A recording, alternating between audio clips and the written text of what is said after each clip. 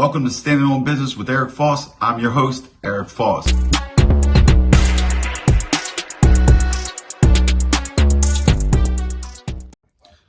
Good afternoon, everybody. Welcome to Standing on Business with Eric Foss. I'm your host, Eric Foss. Okay, guys, today we're going to talk about the story. It's a buddy of mine. His name's Rick. He's a little bit older than me. He's a cool dude, a little bit burnt out. He's like a generation before me, so say about 10 years older than me. Okay, now, this is a story from state prison in Maryland, and the state prison it was in was Roxbury. I'm pretty sure it was Roxbury, and this happened in the 90s, the early 90s, actually. Okay, get into a little bit of history. Now, back then, Rick's a white guy, but he was back then the generations were a little bit different. See, I guess he was like more of a rock and roll type white guy, whatever. But he's from Waverly, down by like Green Mountain, 34th, 35th, and stuff like that. So he is from the streets. And he is a little bit of a loose cannon. I used to call him Igloo because I said he was as smart as the cooler. And that's what the coolers were called, Igloo coolers. Anybody's been in prison, they know the big yellow coolers that say Igloo on them. That's what I used to call him. I said, you're about as smart as that cooler. But anyway, and that's not even about this situation, because I want you guys to really think about this. And was Rick really in the wrong? So now let me give you the story. So they're in Hagerstown. And like I said, if I'm not mistaken, it was Roxbury. But if it wasn't Roxbury, it was the old jail. But I'm pretty sure it was Roxbury. So now, Rick was doing a bid, probably 7 years, something like that. Something not that long. But, he gets in the mix and stuff like that. So now, during the course of his bid, he's probably got about 4 to 5 months left. This is what he tells me. So he winds up getting lockup time. So he may have gotten enough lockup time to where as though, because they hand that out in the state, especially back then. I remember I got 180 days lockup. So I believe that his lockup time would have carried him home. Like he would have went home from lockup at Hagerstown.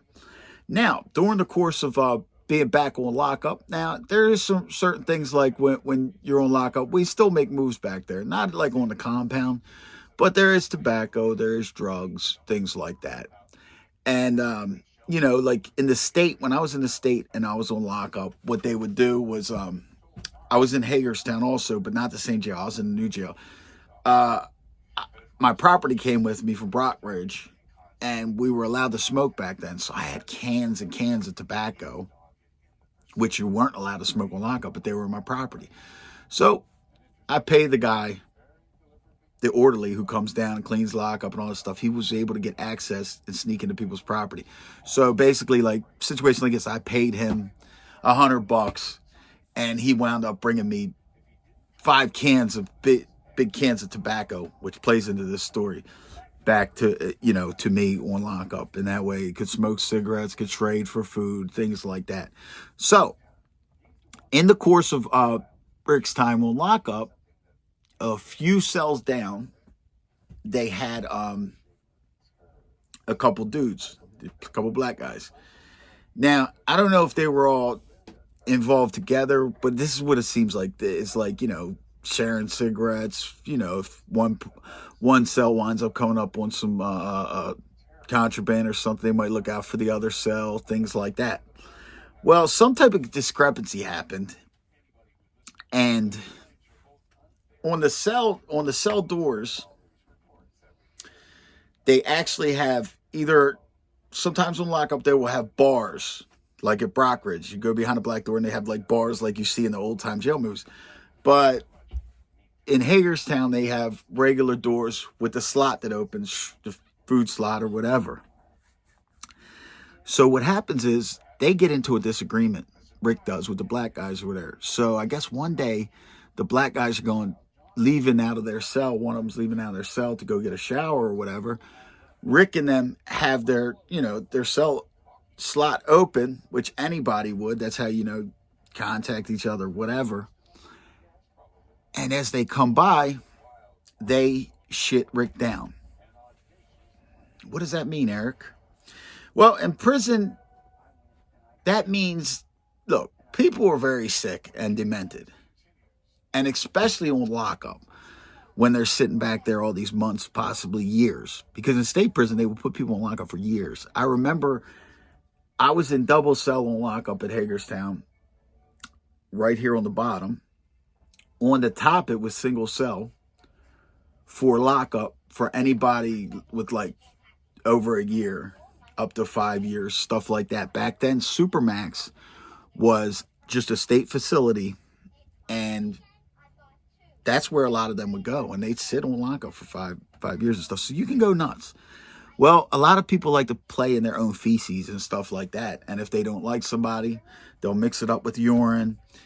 The person comes by. They have done this to COs. I believe it's a charge now to do that. I believe it's attempted unaliving charge, to be honest with you. Now, I don't know what I could say on here because they demonetized me, but you guys are with me. So anyway, the guy does that. He mixes his urine and his feces, comes by, and Rick said he got him.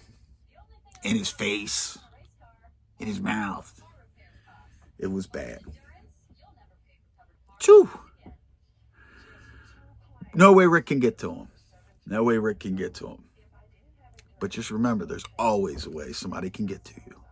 That's another thing you people on YouTube got to realize. But, so here's what happens. Rick has to devise a plan. Like I said, he's going home in a few months. But he's pissed. So, what he comes up with, the orderly who comes back there is also a compound orderly or something like that. So now, during the course of everything going on, about a month goes by, Rick and them wind up getting some weed. So what Rick does, he sends a little bit of weed down to the black guys that wound up crapping him down, basically squashing the beef. Says, look, yeah, y'all were right. Here's this. I'm just going to let it go, blah, blah, blah. And for a few weeks, they will walk by. They say hi, dap each other up. Everything, not dap each other because you're on lockup, but you know what I mean? Like if they walk by, his stuff, so, hey, what's up? Hey, home. This is called rocking somebody to sleep. My street guys, my prison guys, you guys know what that is. And so I'm just going to break it down for the rest of the audience. Rocking somebody to sleep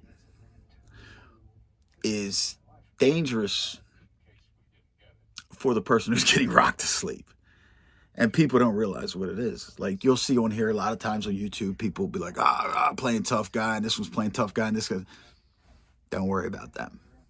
Worry about the guy who's going to be like, nah, it's cool, it's cool, it's cool. That's who you worry about. So, these guys were getting rocked to sleep. So now, I just told you, Rick wound up getting a nice little package of weed in or something like that. And that can get a lot done in prison. So, the orderly comes down. He's a white guy.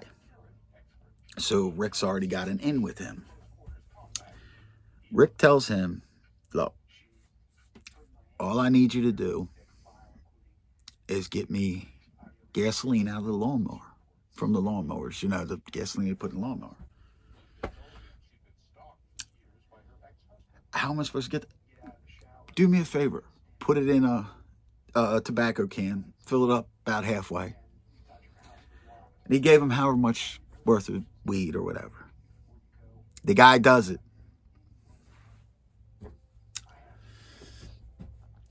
Rick waits with his gasoline or whatever until the next time he gets to come out, because they would let you out back then, one at a time, one cell at a time, on the walk for an hour or a half an hour, whatever it is, whatever the time limit is. So, when Rick comes out, or it could possibly be on the way to the rec cage where you would stay for an hour, but whichever way, you do get out.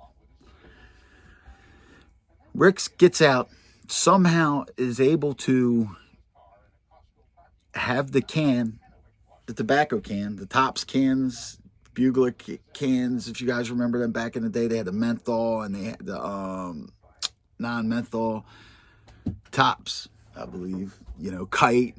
They had all that stuff back then. Now, he comes by their cell.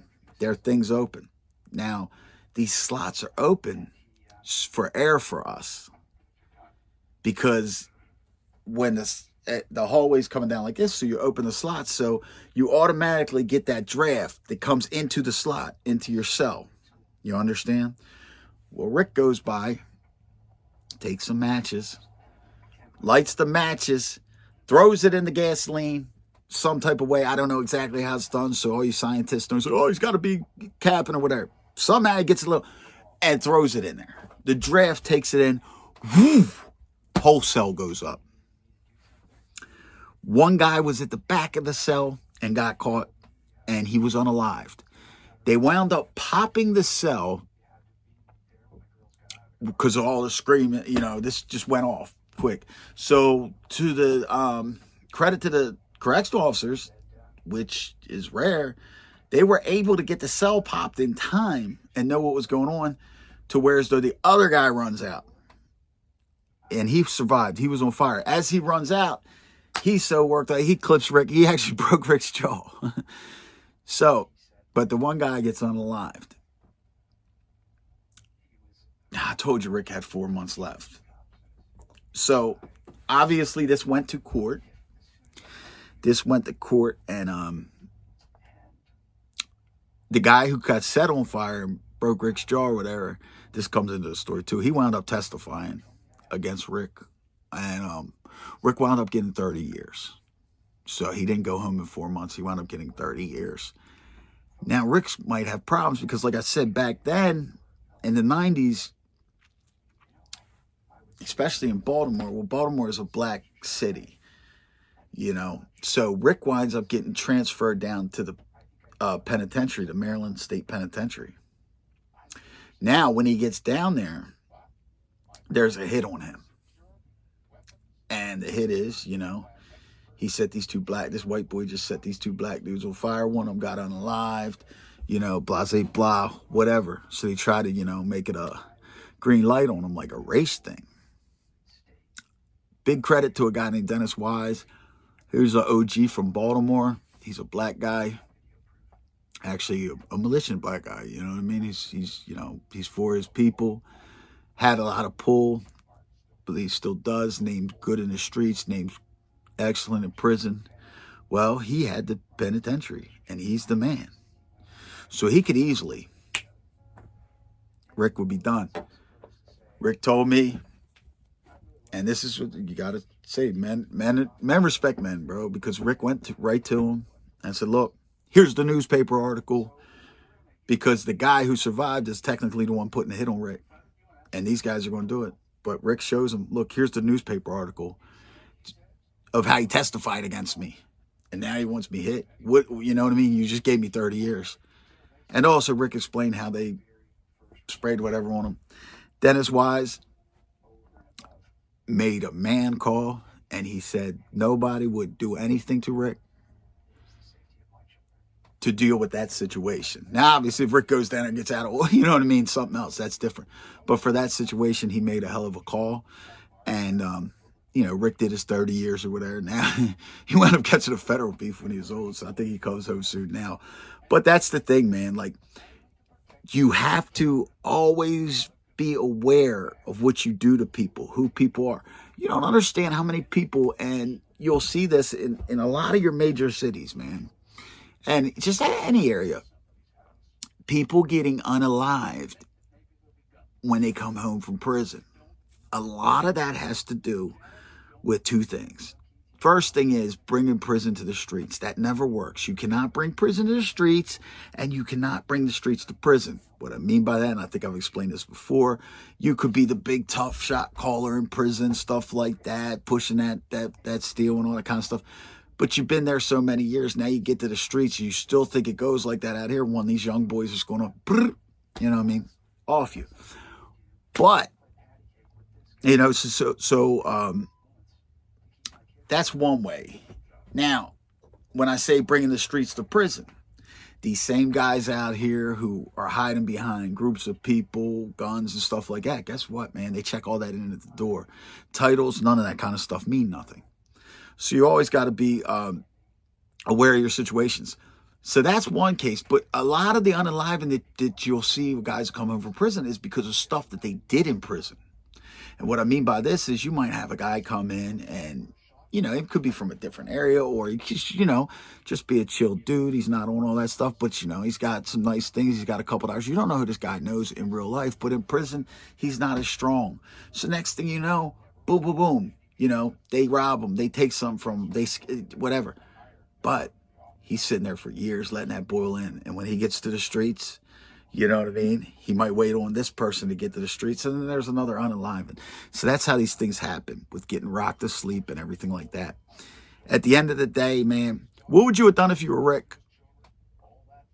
Would you have just ate crap and, you know, whatever, and went home? Let me know in the comments, guys. And, you know, until next time, just remember, always stand on business. See you guys later.